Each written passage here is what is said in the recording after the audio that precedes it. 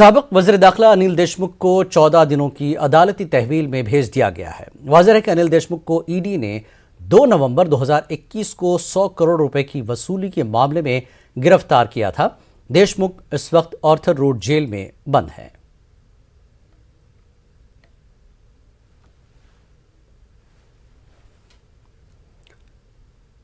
और इस वक्त इस पूरे मामले पर अपडेट देने के लिए प्रशांत हमारे नुमाइंदे मुंबई से जुड़ चुके हैं। प्रशांत, 14 दिन की अदालती तहवील में भेज दिया गया है अनिल देशमुख को, क्या अपडेट है आज का?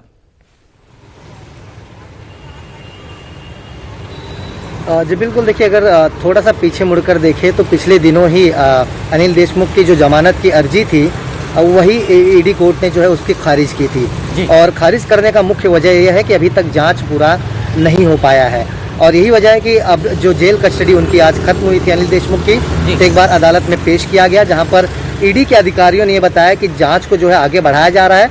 इसमें आने वाले दिनों में और भी खुलासे हो सकते हैं, इसलिए इनकी जेल कस्टडी बढ़ाई जाए ताकि अगर आने वाले दिनों में कुछ अहम खुलासे उनके जांच में आते हैं, अगर अनिल देशमुख जेल कस्टडी में रहेंगे तो उनकी फिर से अदालत से रिमांड यानी पुलिस रिमांड ली जा सकती है, ईडी कस्टडी मिल जाएगी और उनको अपनी कस्टडी में लेकर ईडी आगे की पूछताछ कर सकती है। ये एक लीगल पॉइंट को ध्यान में रखते हुए अदालत ने आज 14 दिनों की जेल कस्टडी जो है अनिल देशमुख की बढ़ा दी गई है। वहीं दूसरी तरफ देखा जाए तो अनिल देशमुख को लेकर के चांदीवाल कमीशन की तरफ से जो लगातार पूछताछ की प्रक्रिया शुरू है, उसमें भी आज सचिन वजह के वकील ने कई सवाल जो है देशमुख से किए हैं। जिस तरह से 100 करोड़ रुपए हर महीने वसूली का आरोप परमवीर सिंह ने लगाया था, उसे लेकर के ईडी ने जांच शुरू की थी और 2 नवंबर 2021 यानी पिछले साल उनकी गिरफ्तारी हुई थी और अब तक वो आर्थर रोड जेल में बंद है। और आज जब एक बार रिमांड खत्म हुआ तो जिस तरह से मैंने बताया, कानूनन प्रक्रिया को ध्यान में रखते हुए अदालत ने एक बार फिर से 14 दिनों की custody, jail custody Anil Deshmukh की बढ़ा दी है। जिस तरह से कस्टडी बढ़ाई गई अनिल देशमुख की, इस पर सियासी हलकों में क्या कुछ देखने को मिल रहा है? क्या किस तरह की प्रक्रिया जो है देखने को मिली है?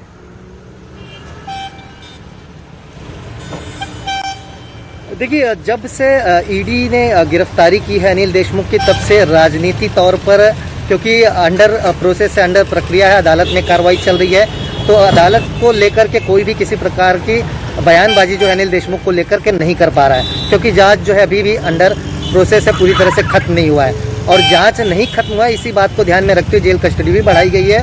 और देखा जाए तो ईडी के साथ साथ चांदीवाल कमीशन में भी जांच चल रही है अनिल देशमुख को लेकर के, साथ ही सीबीआई ने भी जांच शुरू कर दी। यानी कुल मिलाकर देखा जाए तो बहुत जल्दी अदालत की तरफ से राहत मिलता हुआ मौका जो है अनिल देशमुख के लिए नहीं दिख रहा है, क्योंकि पिछले दिन जिस तरह से मैंने कहा कि इसी ईडी अदालत ने जो है उनकी जमानत अर्जी खारिज की है और खारिज करने का मुख्य वजह यही था कि जांच जो है पूरी तरह से अभी तक साफ नहीं हो पाया है और जांच जब तक पूरा नहीं होता है तो पीएमएलए एक्ट में उन्हें जमानत मिलना मुश्किल है। जी प्रशांत, जब ये सारी 14 दिन की अदालती तहवील में फिर दोबारा भेज दिया गया, मुखालिफत की गई इनकी जमानत अर्जी की, तो अनिल देशमुख की तरफ से वकीलों का क्या कुछ कहना था? देखिए, अनिल देशमुख के जो वकील है उनका अभी तक किसी प्रकार का भी वर्जन मीडिया के सामने नहीं आ रहा है। हालांकि वो मीडिया से बात करने में ही कतर रहे हैं, क्योंकि वो भी जानते हैं कि उनका एक बयान जो है आने वाले दिनों में जो जांच चांदीवाल कमीशन के सामने चल रहा है, जो ईडी कर रही है, साथ ही साथ जो अदालत में कार्रवाई चल रही है, तो उस पर कहीं ना कहीं असर पड़ सकता है। इसी बात को ध्यान में रखते हुए उनके वकील की तरफ से कोई बयान नहीं आ रहा है। हालांकि जो सरकारी वकील हैं वो तक इस मामले में बात करने से इन दिनों कतर रहे हैं। बहरहाल ईडी के अधिकारियों का साफ तौर पर कहना था अदालत में कि जांच की जो प्रक्रिया है उसमें कई अहम खुलासे होने बाकी हैं और जब तक पूरी तरह से जांच पूरी नहीं हो जाती है तो अनिल देशमुख को जमानत मिलना, इसका विरोध जो है ईडी की तरफ से किया गया था और यही वजह है कि ईडी अदालत ने जो है अनिल देशमुख की जमानत याचिका खारिज की थी।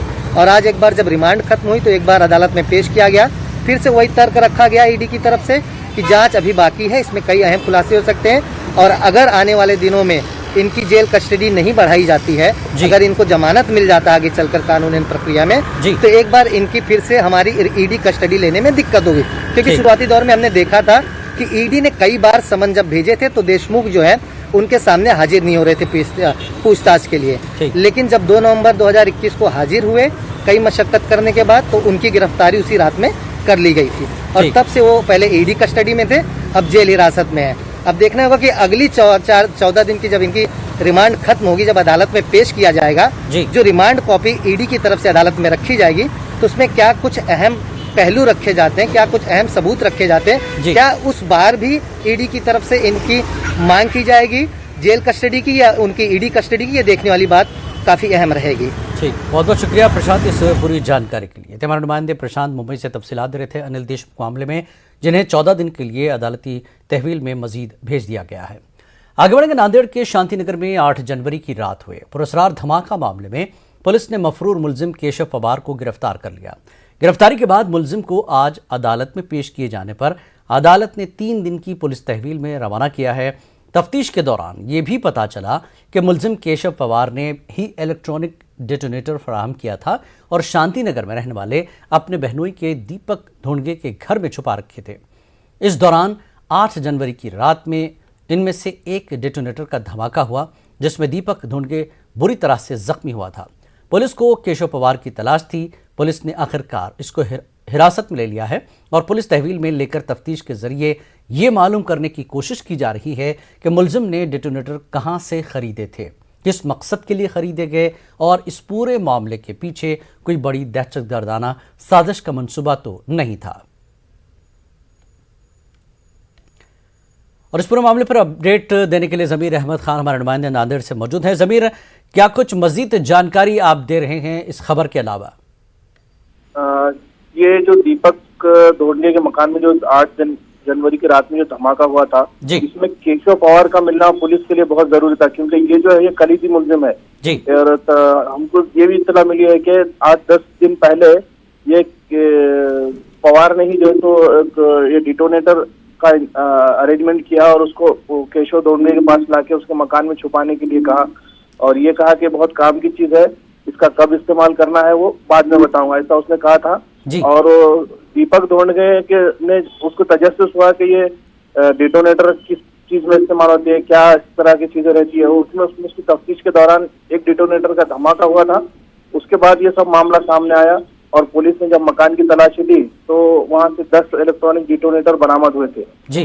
तो नांदेड़ में अगर हम देखें तो माजी में भी इस तरह के मुबैना बमसाजी के वाकयात सामने आए थे। 2006 में बहुत बड़ा मामला सामने आया था और इसी तरह से कहीं ना कहीं बमसाजी का काम हो रहा था जी। तो अब भी पुलिस को यही शुबा है कि कहीं इसी तरह का कोई साजिश का हिस्सा तो नहीं है। इसलिए अब जब पवार पुलिस के हाथ लग गया है तो पुलिस अब तफ्तीश के जरिए ये मालूम करना चाह रही है कि इसके तार कहाँ से जुड़े हुए हैं, किसने इसको ये डेटोनेटर दिया और इसका क्या इस्तेमाल होने वाला था, कहीं कोई साजिश का हिस्सा तो नहीं। ये सारी चीजों का खुलासा पुलिस की तफ्तीश के दौरान आने की उम्मीद है जी। ज़मीर, क्या और भी कुछ गिरफ्तारियां हो सकती है? पुलिस ने क्या कुछ कहा है कि क्योंकि अक्सर इस तरह के मामलों में दोस्त अहबाब निशाने पर होते हैं। इस पूरे मामले में हम देखते हैं कि एक बार हमको ये भी नजर आया कि पुलिस भी कहीं ना कहीं इस पूरे मामले को लेकर के तजब्जुब का शिकार थी। 2 अलग अलग बयानात आए थे जी। पहले जो इतवारा पुलिस स्टेशन के पुलिस ने पहले भी कहा था कि ऐसा मामला नहीं लगता दहशतगर्दाना कोई। हाँ जी जी जी, वो पीआई नरवाड़े ने तो कहा था डिटोनेटर का है। बाद में एसपी ने जो बयान दिया था उसमें उसने कहा था कि उन्होंने ये कहा था कि ये धमाका बल्ब के जरिए हुआ है। वो बल्ब एक इलेक्ट्रिक बल्ब का इस्तेमाल करना चाह रहा था, बल्ब फटने से हुआ जी। तो इस बात को लेकर हम ऐसा लग रहा है कि पुलिस भी इस पूरे मामले को लेकर क्लियर नहीं है कि आखिर क्या था। लेकिन जब मुलजिम के कब्जे से डिटोनेटर का बरामद होना और उसके जख्मों के निशान से ये साबित होना है कि धमाका डिटोनेटर का है, तो इस बात से वाजे हो रहा है कि ये कहीं ना कहीं किसी न किसी तरह के एक साजिश के तहत ही ये हरकतें हो रही थी। ठीक, बहुत बहुत शुक्रिया ज़मीर इस पूरी जानकारी के लिए। और आगे बढ़ते हैं, महाराष्ट्र में तालीमी सरगर्मियों का आगाज 24 जनवरी से होगा। वज़ीर तालीम वर्षा गायकवाड़ ने इस बारे में मीडिया को जानकारी दी। उन्होंने बताया कि तालीमी सरगर्मियां शुरू करने से मुताल्लिक टास्क फोर्स और माहिरीन तालीम की तजवीज़ से वज़ीर आला उद्धव ठाकरे इत्तेफाक किया है। वर्षा गायकवाड़ के मुताबिक रियासत में कोरोना की सूरत हाल हर जिले में मुख्तलिफ है। मकामी इंतजामिया ज़मीनी सूरत हाल का जायज़ा लेगी। इसके लिए उसे बच्चों की सेहत का ख्याल रखने के साथ साथ गार्जियन की रजामंदी को भी पेश नज़र रखना होगा। उसी के साथ साथ जो है वो पेरेंट्स एसोसिएशन और समाज माध्यम के माध्यम से लगातार हमारे पास एक मांग आ रही थी कि स्कूल को शुरू करना चाहिए और उसका निर्णय जैसे मैंने आपको कल बताया था कि माननीय मुख्यमंत्री जी के पास हमने फाइल भेजी थी जिसमें हमने उनसे ये विनती की थी, क्योंकि सीओ और अधिकारियों से बात करने के बाद उनका एक प्रस्ताव आया था कि ये जो स्कूल का निर्णय है शुरू करने का, ये स्थानिक लेवल पे अधिकार दिया जाए, क्योंकि महाराष्ट्र में अलग अलग जगहों पे अलग अलग परिस्थितियां हैं। और ऐसे समय में ये फाइल हमने कल माननीय मुख्यमंत्री महोदय जी के पास भेजी थी जिसको माननीय मुख्यमंत्री महोदय जी ने सम्मति दी है। और मंडे 24 से जो है वो स्कूल शुरू हो रहे हैं, 1 से 12वीं तक, और प्री प्राइमरी स्कूल का भी शुरू करने का निर्णय हमने लिया है। लेकिन ये निर्णय लेते वक्त हमने जैसा कहा था पहले भी कि पूरी तरह से एसओपीज का पालन किया जाएगा। जो प्रोटोकॉल कोविड-19 के माध्यम से दिए गए हैं उसका पूरी तरह से पालन किया जाएगा, और स्थानिक परिस्थिति को मॉनिटरिंग करके सबको कंसर्न लेके ही ये स्कूल शुरू करने का निर्णय वहां पे लिया जाएगा। और इसमें ये करते वक्त पूरी तरह से ये ध्यान देना होगा कि बच्चों की हेल्थ और बच्चों की सेफ्टी हमारी हमेशा प्रायोरिटी रहेगी। और इसीलिए कोई भी निर्णय लेने से पहले हम बहुत सारी चीजों का वो है पढ़ाई करके ही निर्णय ले रहे हैं। जब संख्या महाराष्ट्र में 24 जनवरी यानी पीर के दिन से तमाम स्कूलों को खोल दिया जाएगा, इस तरह का फैसला रियासती काबीना में लिया गया। लेकिन औरंगाबाद म्यूनिसिपल कॉरपोरेशन के एडमिनिस्ट्रेटर आस्तिक कुमार पांडे ने औरंगाबाद शहर में कोरोना के मरीजों की तादाद में इजाफे को देखते हुए 1 हफ्ते तक स्कूल बंद रखने का फैसला किया। इस सिलसिले में पांडे का कहना है कि शहर में कोरोना की वबा पर काबू पाने के लिए हर मुमकिन इक़दाम किए जा रहे हैं, ताहम मरीजों की तादाद में हर गुजरते दिन के साथ इजाफा हो रहा है। ऐसे हालात में स्कूलों में तालीमी सरगर्मियों की इजाज़त देना बच्चों की सेहत के लिहाज से मुनासिब नहीं, इसलिए 1 हफ्ते तक जायज़ा लिया जाएगा और 1 हफ्ते के बाद मुस्तकबिल में क्या करना है इसका फैसला किया जाएगा।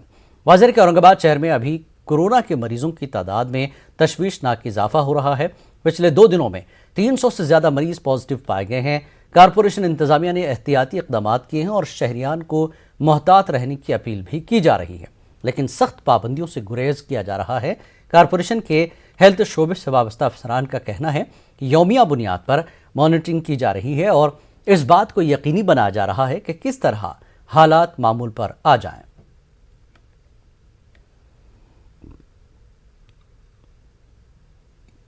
बांद्रा मेट्रोपॉलिटन कोर्ट ने बुल्लीबाई ऐप मामले में तीनों मुलजमीन की जमानत अर्जी खारिज कर दी है। अदालत ने मयंक रावत, विशाल कुमार झा और श्वेता सिंह की अर्जी खारिज कर दी है। वाज़ेह के साइबर पुलिस ने जमानत की अर्जी की मुखालफत की थी।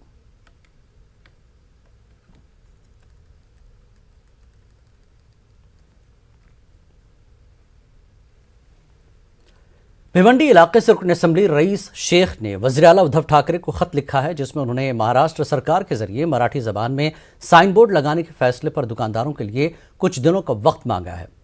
खत में उन्होंने लिखा कि मराठी जबान बोली जानी चाहिए और साइन बोर्ड भी मराठी में होना चाहिए, लेकिन अभी दुकानदारों को कुछ वक्त मिलना चाहिए क्योंकि सियासी जमातें आइंदा इंतखाबात में इस मामले को उठा सकती हैं। साथ ही कोरोना की वजह से दुकानदारों की माशी हालत भी फिलहाल बेहतर नहीं है।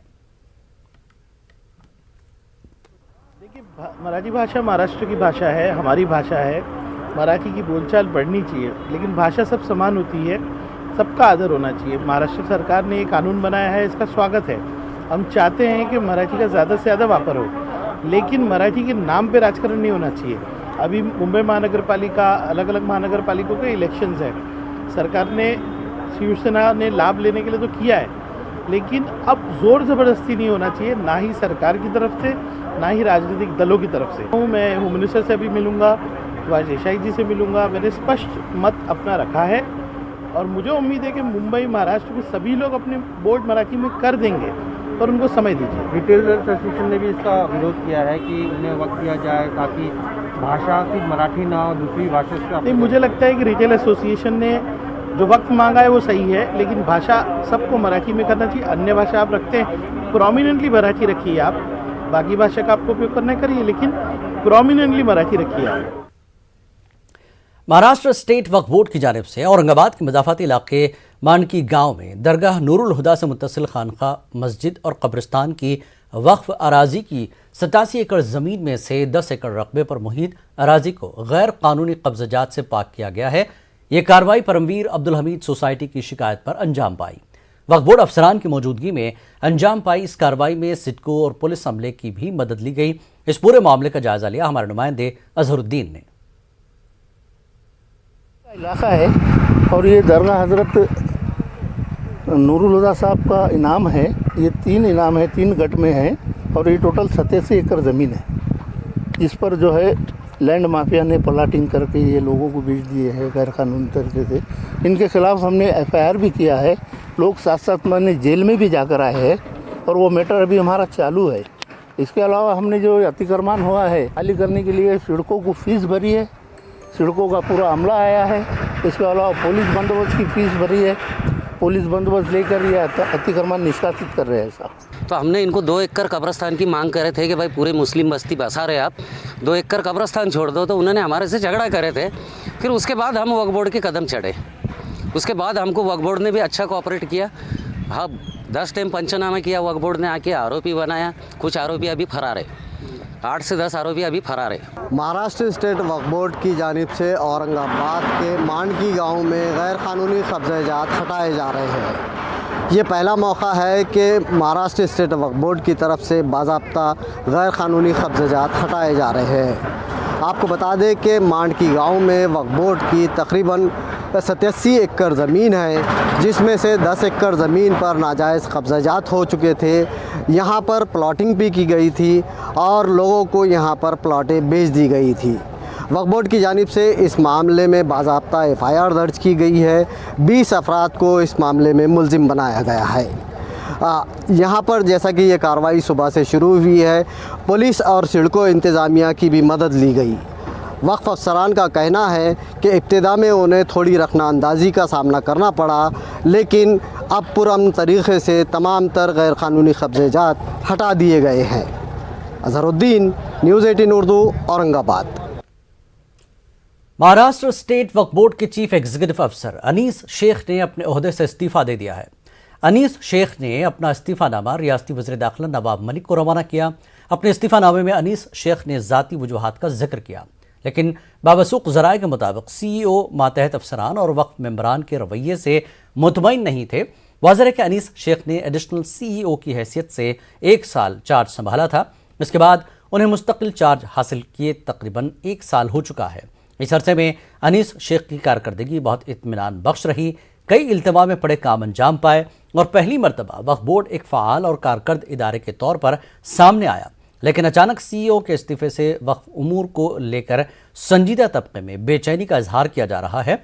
वज़ीर महाराष्ट्र स्टेट वक्फ बोर्ड की तारीख में पहली मरतबा लैंड माफिया के खिलाफ कार्रवाई को यकीनी बनाया गया और 1 दर्जन से ज़ायद मामलात में FIR दर्ज किए गए हैं। ऐसे हालात में मफाद परस्त टोले की परेशानी का अंदाज़ा बखूबी लगाया जा सकता है। इस मामले में न्यूज़ 18 की टीम ने अनीस शेख से रब्ता करने की कोशिश की, लेकिन उनसे रब्ता नहीं हो सका।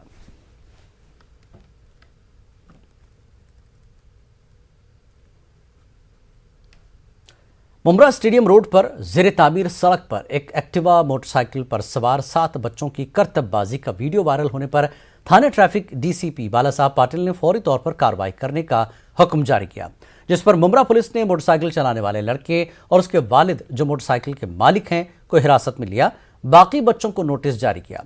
उनके खिलाफ मोटर एक्ट की मुख्तलिफ दफात के तहत मामला दर्ज किया गया।